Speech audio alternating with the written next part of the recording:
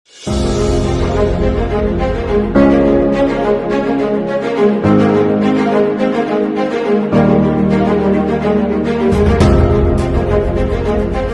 bergan yurtmizki 365 kunning kamida 300 kunida quyosh bo'ladi. Bu katta imkoniyat. Shu olingan energiyani ertaga biz to'plab, u orqali bemalol qishloq xo'jaligi xizmat ko'rsatadigan mashinalarimizni ham elektrga yurishni yo'lga qo'ygan holatda ekologiyaga ana shunday foydasi tegadigan ishlarni amalga oshirishimiz.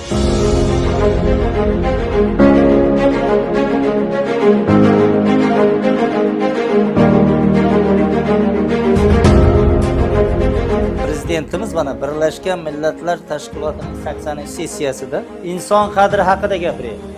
İnsonni ulug'lash haqida gapiryapti. Ko'ryapsiz qanchalik bizda prezidentimiz, davlatimiz rahbarining fuqarolarini qo'llab-quvvatlash, ularga keng imkoniyatlar eshigini ochib berish, o'zining iqtidorini, qobiliyatini namoyon qilish uchun barcha shart-sharoitlarni yaratishni mana shunday minbarda turib aytyapti. Buning uchun birinchi navbatda tinchlik hamda o'zaro davlatlarning birgalikda muammolarini kelishgan holatda hal qilgan holatda xalqimizga shart-sharoit yaratib berishni eng asosiy masala bo'ldi.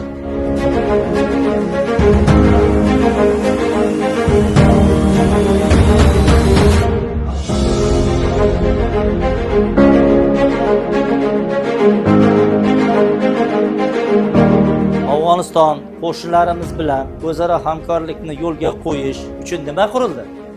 Erkin zonada bozor qurildi. Bu tomondan Afg'oniston fuqarolari keladi, bu tomondan O'zbekiston fuqarolari keladi. O'rtalikda savdo sotiqni amalga oshirish imkoniyatlari yaratildi. Bu ham O'zbekistonning xalqchil olib borayotgan siyosatlarining bittasimi?